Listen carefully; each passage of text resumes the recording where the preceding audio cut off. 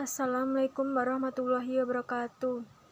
Perkenalkan, nama saya Irawati dari kelas 10 MIPA 4. Di sini saya akan menjelaskan materi tentang tumbukan. Materi tumbukan. Tumbukan yang paling sederhana adalah tumbukan sentral. Tumbukan sentral adalah tumbukan yang terjadi bila titik pusat benda yang satu menuju ke titik pusat benda yang lain. Banyak kejadian dalam kehidupan sehari-hari yang dapat dijelaskan dengan konsep momentum dan impuls. Di antaranya, peristiwa tumbukan antara dua kendaraan. Salah satu penggunaan konsep momentum yang penting adalah pada persoalan yang menyangkut tumbukan. Misalnya, tumbukan antara partikel-partikel gas dengan dinding tempat gas berada. Hal ini dapat digunakan untuk menjelaskan sifat-sifat gas dengan menggunakan analisis mekanika. Berdasarkan kelentingan atau elastisitas benda yang bertumbukan, tumbukan dapat dibedakan menjadi 3, yaitu tumbukan lenting sempurna, tumbukan lenting sebagian, dan tumbukan tidak lenting sama sekali. Membahas tumbukan yang pertama, yaitu tumbukan lenting sempurna. Tumbukan lenting sempurna atau elastik terjadi di antara atom-atom, inti atom, dan partikel-partikel lain yang seukuran dengan atom atau lebih kecil lagi.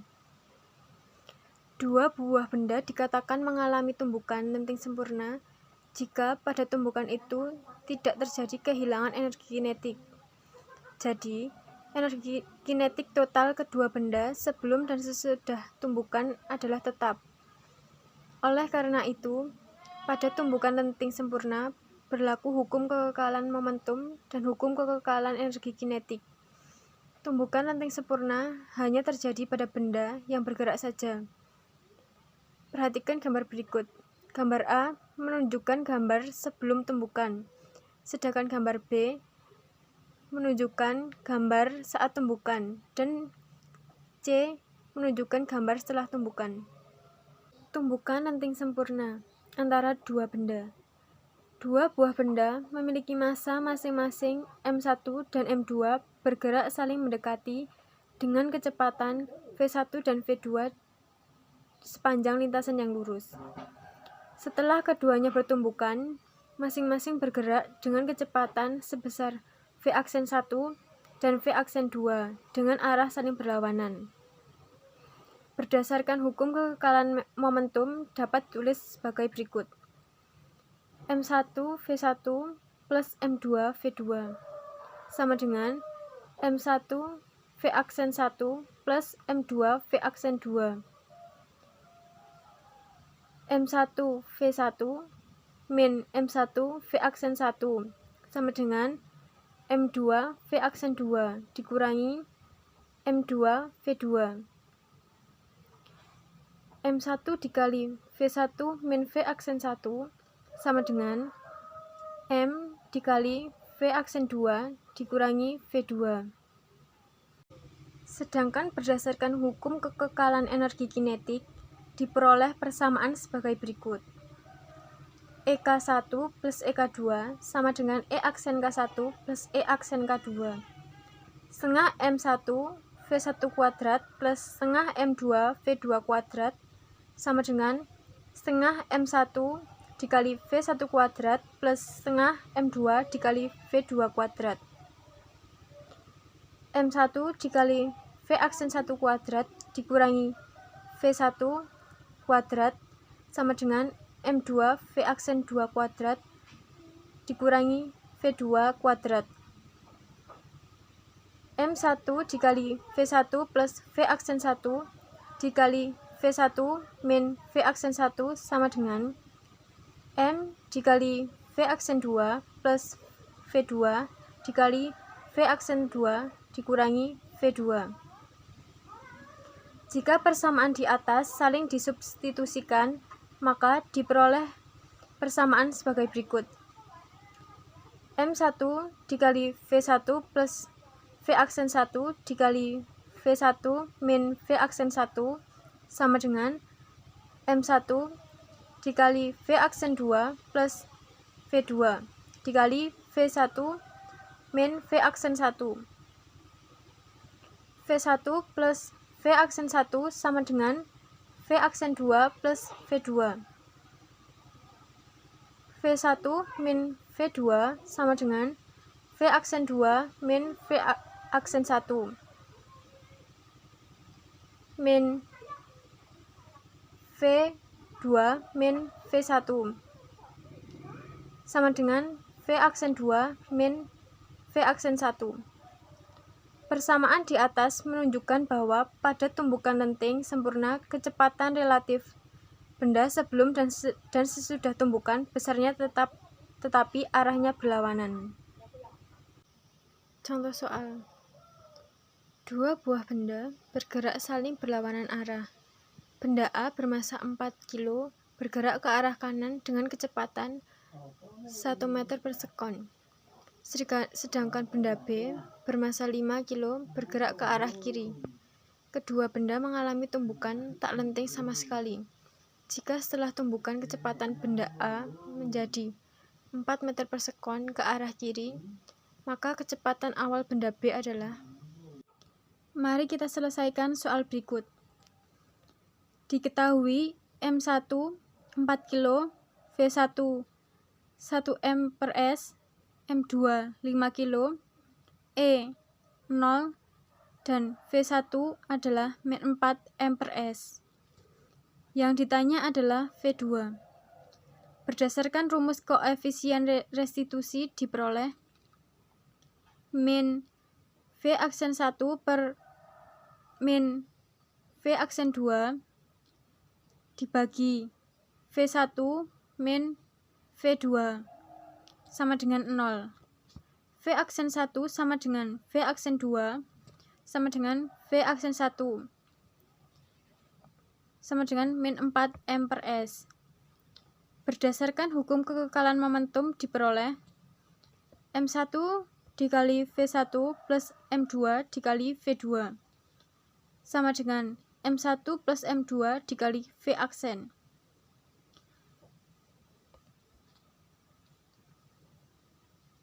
4 dikali 1 plus 5 dikali V2 sama dengan 4 plus 5 dikali min 4.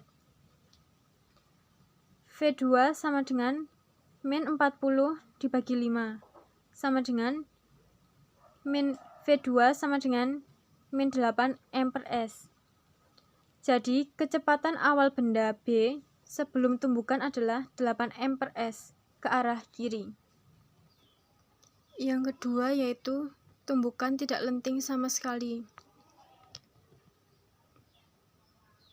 Pada tumbukan tidak lenting sama sekali, terjadi kehilangan energi kinetik, sehingga hukum kekekalan energi mekanik tidak berlaku. Pada tumbukan jenis ini, kecepatan benda-benda sesudah tumbukan sama besar. Benda yang bertumbukan saling melekat. Misalnya, tumbukan antara peluru dengan sebuah target di mana setelah tumbukan peluru mengeram dalam target. Secara matematis dapat ditulis sebagai berikut. M1 V1 plus M2 V2 sama dengan M1 V1 V aksen 1 plus M2 V aksen 2.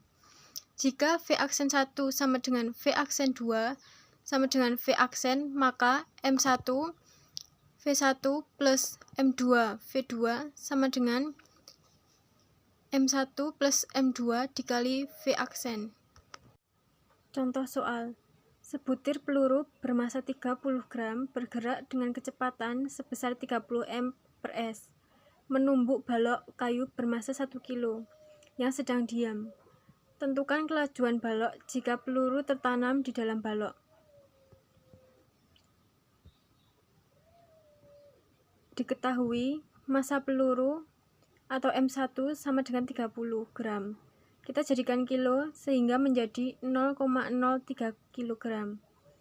Massa balok atau M2 sama dengan 1 kg. Kecepatan awal peluru V1 sama dengan 30 meter per sekon. Kecepatan awal balok V2 sama dengan 0. Yang ditanya adalah kelajuan peluru dan balok setelah tumbukan. Kita memakai rumus hukum kekekalan momentum jika dua benda menyatu setelah tumbukan, yaitu M1 V1 plus M2 V2 sama dengan M1 plus M2 dikali V aksen. Jadi 0,03 dikali 30 plus 1 dikali 0 sama dengan 0,03 plus 1 dikali V aksen. 0,9 plus 0 sama dengan 1,03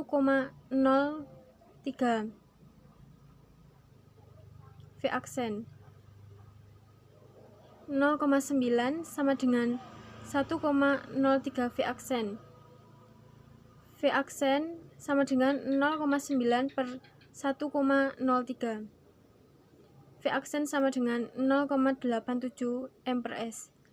Kelajuan peluru dan balok setelah tumbukan adalah 0,87 M per S. Contoh soal yang kedua. Bola 1 bermassa 1 kilo dan bola 2 bermassa 2 kilo. Bergerak searah dan bertumbukan lenting sebagian. Sebelum bertumbukan, bola 1 bergerak dengan kelajuan 10 meter per sekon dan bola 2 bergerak dengan kelajuan 5 meter per sekon. Tentukan kelajuan bola 1 setelah bertumbukan, apabila kelajuan bola 2 setelah tumbukan adalah 4 M per S. Diketahui massa bola atau M1 sama dengan 1 kilo. Massa bola 2 kilo. Kelajuan awal bola 1 atau V1 adalah 10 meter per sekon. Kelajuan awal bola 2 atau V2 adalah 5 meter per sekon. Kelajuan akhir bola 2 atau V2 per 2 aksen sama dengan 4 M per S. Kedua benda bergerak searah sehingga kecepatan mempunyai tanda sama. Kita pilih positif. Yang ditanya adalah kelajuan akhir. Kelajuan akhir bola 1 atau V1 aksen. Kita memakai rumus M1 V1 plus M2 V2 sama dengan M1 V1 plus M2 V2 aksen. 1 dikali 10 plus 2 dikali 5 sama dengan 1 dikali V1 aksen plus 2 dikali 4. 10 tambah 10 sama dengan V1 aksen plus 8. 20 min 8 sama dengan V1 aksen. V1 aksen sama dengan 12 M per S. Kelajuan bola 1 setelah tumbukan adalah 12 M per S. Tumbukan yang ketiga adalah tumbukan lenting sebagian. Kebanyakan benda-benda yang ada di dalam mengalami tumbukan lenting sebagian, di mana energi kinetik berkurang selama tumbukan. Oleh karena itu, hukum kekekalan energi mekanik tidak berlaku.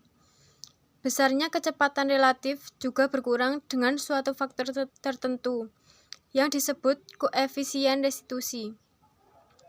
Bila koefisien restitusi dinyatakan dengan huruf E, maka derajat berkurangnya kecepatan relatif benda setelah tumbukan dirumuskan sebagai berikut ini. E sama dengan V2 aksen min V1 aksen dibagi V2 min V1. Nilai restitusi berkisar antara 0 dan 1. 0 lebih kecil daripada E dan E lebih kecil daripada I. Untuk tumbukan lenting sempurna, nilai E adalah 1. Untuk tumbukan lenting, nilai E sama dengan 0. Sedangkan tumbukan lenting sebagian mempunyai nilai E antara 0 dan 1. 0 lebih kecil dari E dan E lebih kecil dari 1. Misalnya, sebuah bola tenis dilepas dari ketinggian H1 di atas lantai. Setelah menumbuk lantai, bola akan terpental setinggi H2. Nilai H2 selalu lebih kecil dari H1. Coba perhatikan gambar di atas. Kecepatan bola sesaat sebelum tumbukan adalah V1. Dan kecepatan sesaat setelah tumbukan adalah V1. Berdasarkan persamaan gerak jatuh bebas, besar kecepatan bola memenuhi persamaan V sama dengan akar 2GH. Untuk kecepatan lantai sebelum dan sesudah tumbukan sama dengan 0. V2 sama dengan V aksen 2 sama dengan 0. Jika arah ke benda diberi harga negatif, maka akan diperoleh persamaan V1 sama dengan min akar 2GH1. Persamaan tadi digunakan untuk tumbukan lenting sebagian. Contoh soal. Dua benda bermassa sama bergerak saling mendekati pada suatu lintasan garis lurus, di mana kelajuan benda 1 adalah 6 m per s dan kelajuan benda 2 adalah 8 m per s. Jika setelah bertumbukan, benda 2 bergerak ke kiri dengan kelajuan 5 m per s, maka besar dan arah kecepatan benda 1 setelah bertumbukan adalah